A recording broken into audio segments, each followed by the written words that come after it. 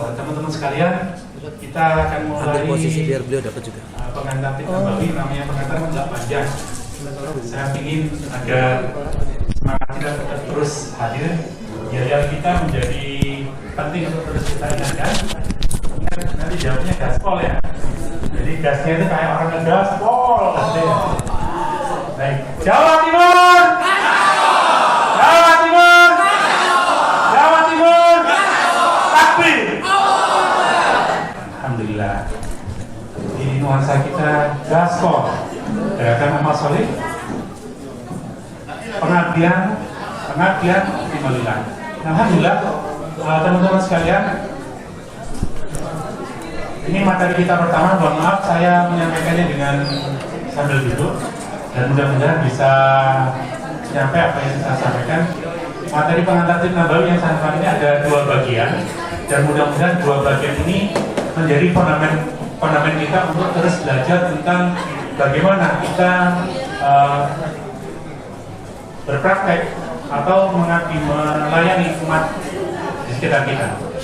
Jadi bagian yang pertama adalah pengantar Tip Nabawi, yaitu pengenalan dasar apa itu Tip Nabawi.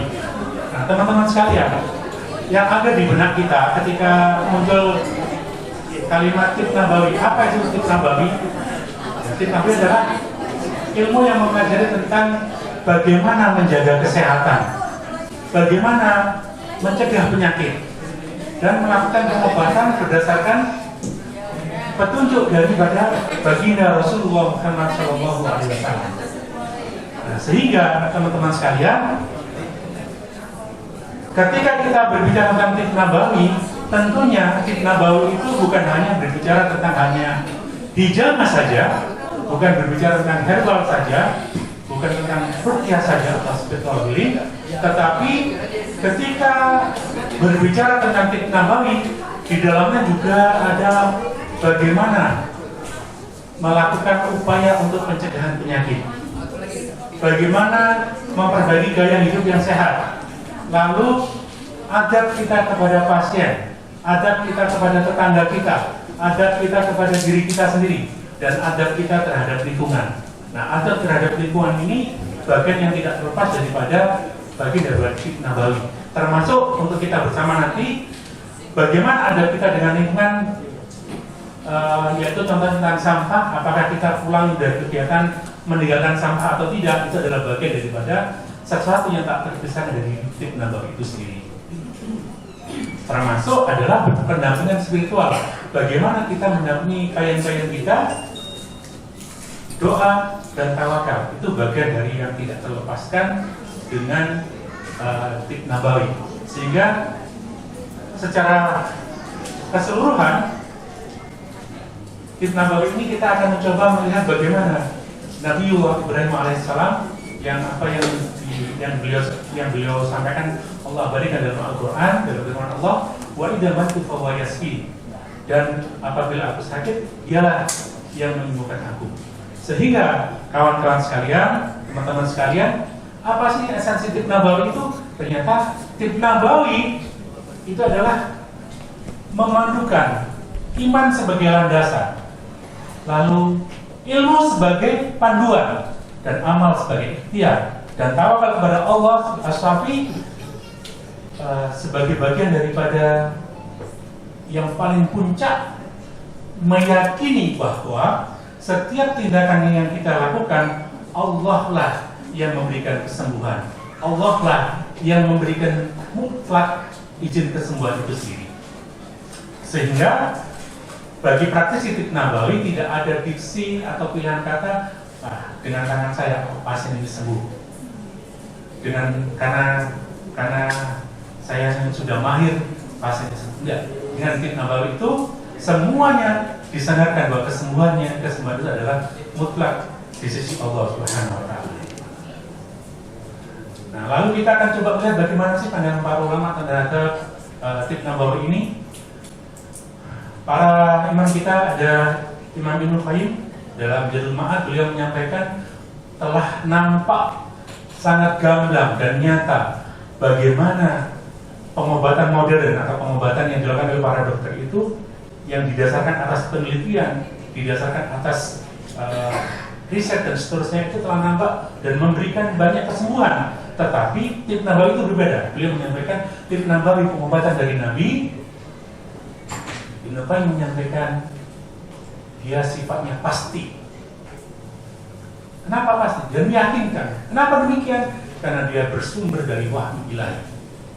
Jadi Tib Nabawi itu berdasarkan dari sumber wahyu ilahi dan miskah nubuwah, petunjuk dari kenabian. Lalu dilanjutkan oleh Imam Asyuyuti, beliau banyak menghimpun hadis-hadis tentang kesehatan dan pengobatan. Lalu ada Imam Az-Zahabi yang beliau mencoba mempolerkan bagaimana melanjutkan pengembangan Tib Nabawi dalam kajian-kajian dan tradisi keilmuan Islam. Nah, lalu pandangan-pandangan dari para ulama tentang Tib Nabawi dengan apa-apa yang dicontohkan oleh baginda Rasulullah ini menginspirasi perkembangan kedokteran, di mana kita mengenal ada Ibnu Nafis. Ini kalau kita berbicara tentang tukang, Ibnu Nafis ini tidak akan terpisah dari kita. Kenapa? Karena beliau ada pelopor daripada sirkulasi paru-paru dan jantung. Jadi sirkulasi darah, Ibnu Nafis. Lalu ada Az-Zahrawi. Titik-titik bekam, sebagian besarnya Az-Zahrawi yang banyak menulis. Ada titik us-us.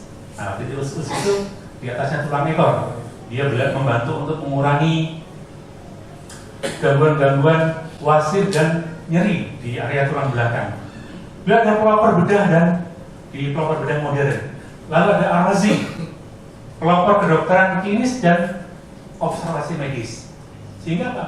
Tib Nabawi menjadi inspirasi perkembangnya ilmu kesehatan dan kedokteran Islam sepanjang masa. Jadi sepanjang zaman, akar apa-apa yang telah dibawa oleh baginda Nabi, bagaimana cara mencegah penyakit, bagaimana cara mengobati penyakit, itu diabadikan sepanjang zaman. Nah, sehingga bagaimana perkembangan Tib Nabawi dari dulu hingga sekarang, kita membuat sebuah gambaran dari zaman era Rasulullah Muhammad SAW, bahwasanya penjagaan kesehatan itu ilmu kedokteran atau ilmu medis yang kita pelajari hari ini itu merupakan petunjuk wahyu.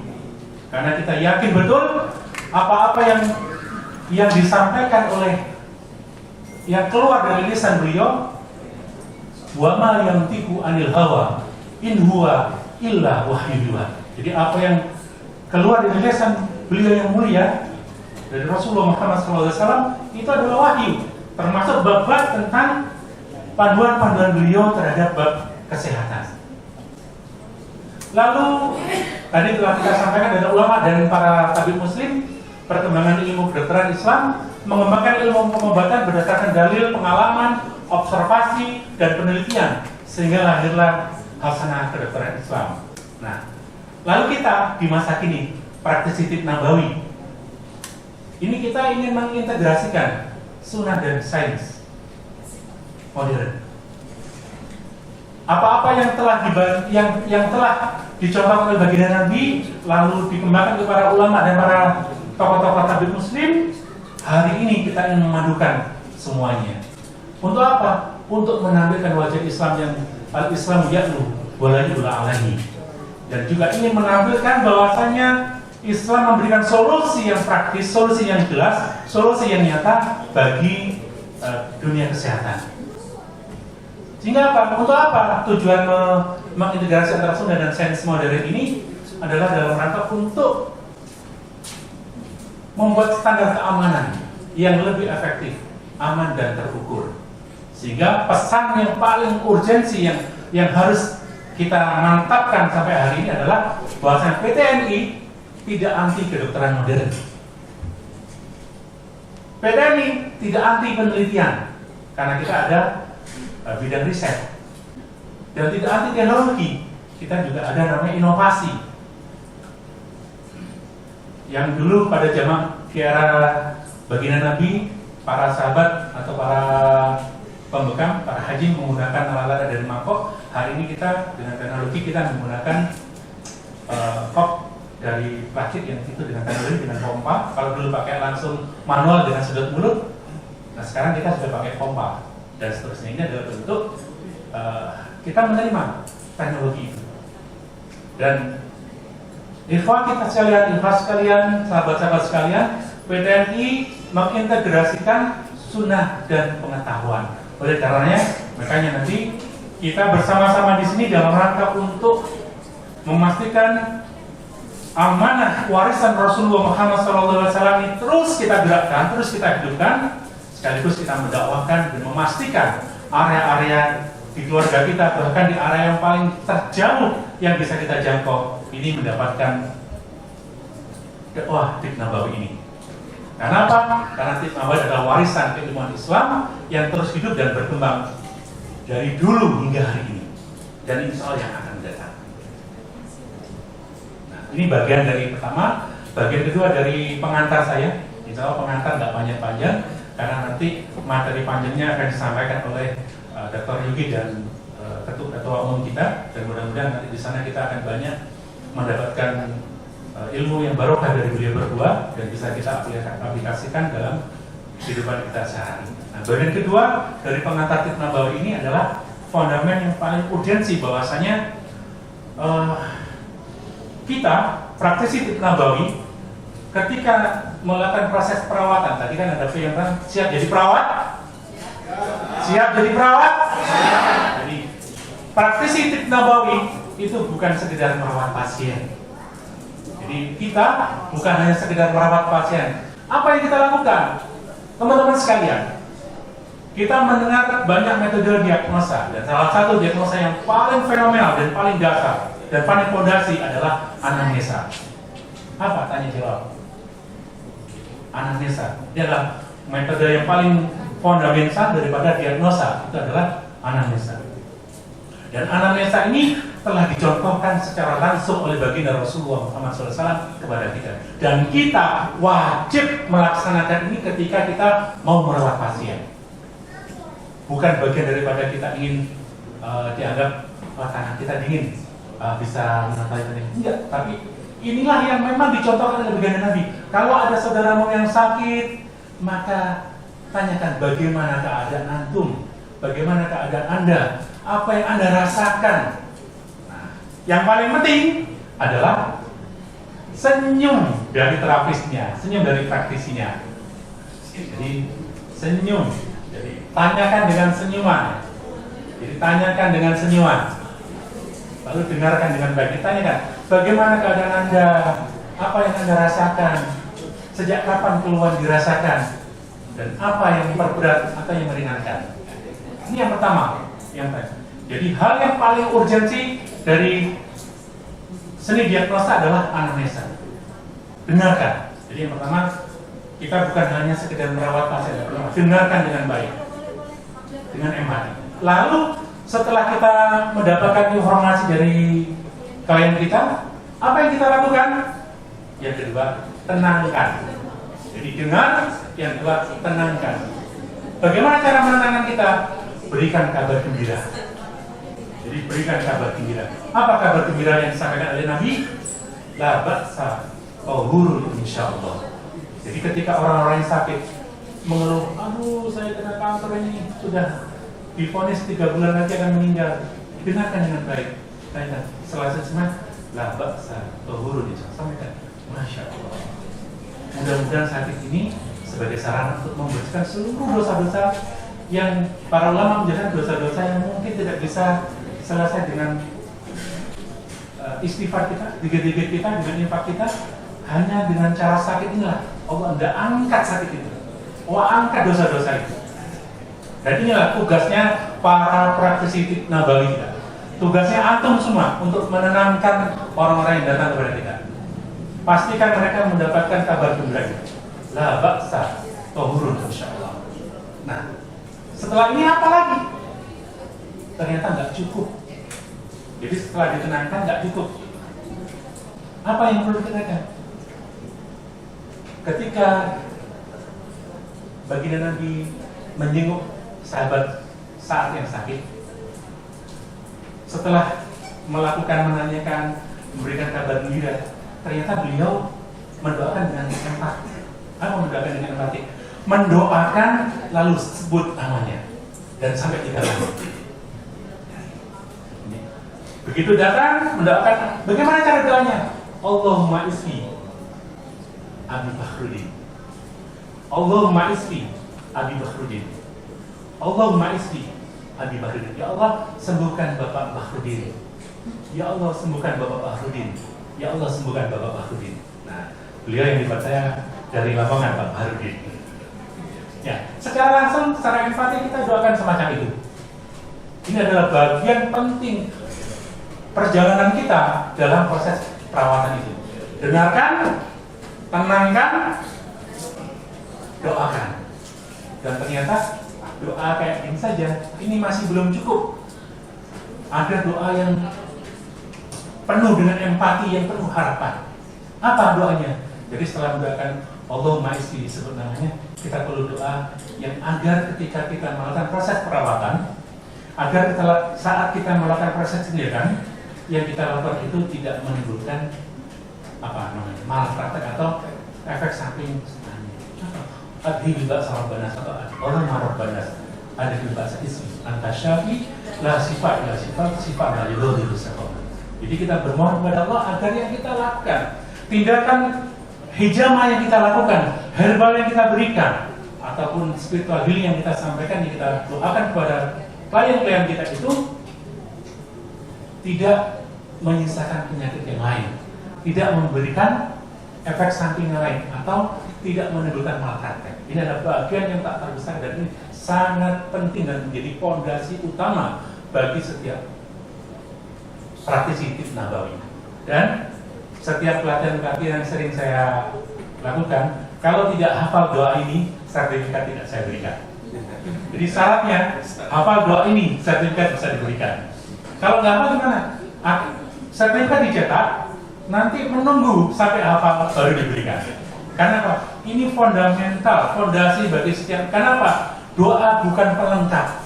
Jadi ikhwas sekalian, doa saat kita melakukan proses mu'alajah, proses perawatan, itu bukan pelengkap, tapi fondasi dari praktis tib nabawi. Dia yang utama. Karena apa? Kesembuhan itu bukan dari kita. Kita ini hanya sebagai perantara saja. Jadi saya jadi teringat ketika datang kepada salah seorang sahabat kepada baginda Nabi, ya Rasulullah, saya berhasil menyembuhkan sepulang.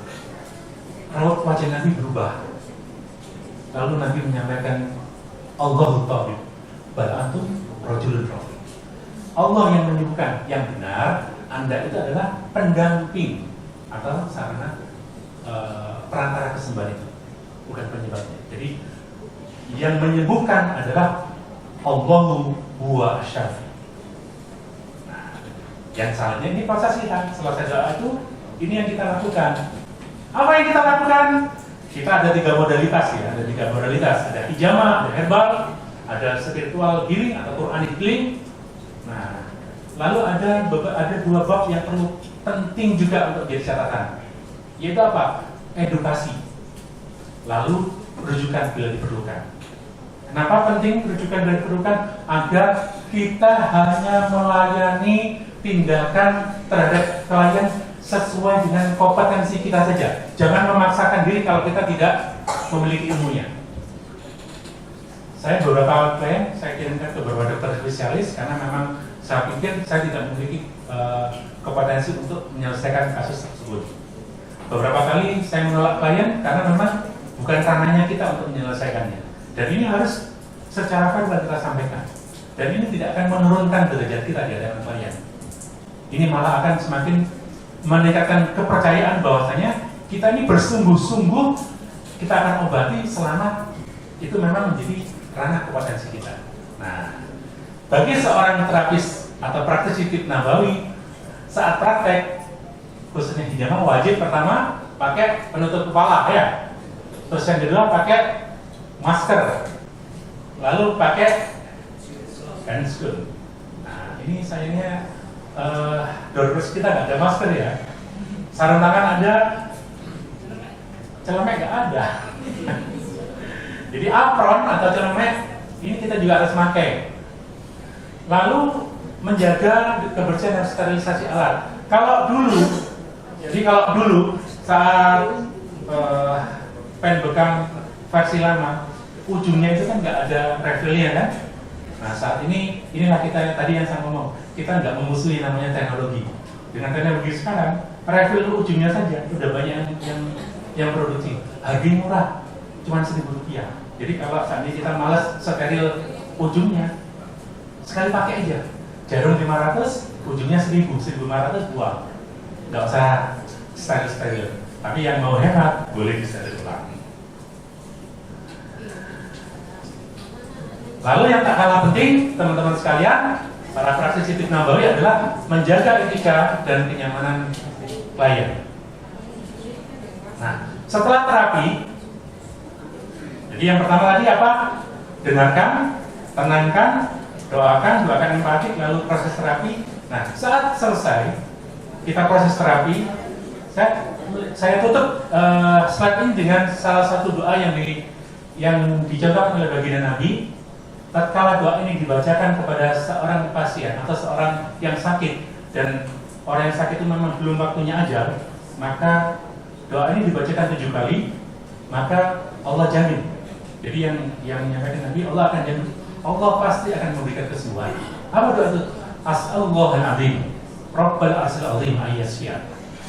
Nah ini Masya Allah, dari awal proses perjalanan kita dalam rangka merawat pasien itu dimensi iman itu harus tetap muncul terus sampai akhir, dari awal hingga akhir. Diawali dengan doa, ditutup dengan doa. Inilah tugas kita seorang praktisi Tib Nabawi, seorang perawat muslim untuk merawat pasien. Pengantarnya sudah cukup. Terima kasih telah menyimak pengantar Tib Nabawi dari doa. Yang di awal slide tadi orangnya masih berambut putih, ditutup dengan rambutnya sudah hitam. Balik ya, di awal dengan rambut putih, ditutup dengan rambut hitam. Semoga Allah Subhanahu Wa Taala memberkahi setiap langkah kita dalam rangka melayani umat dengan Tib Nabawi yang penuh dengan keberkahan.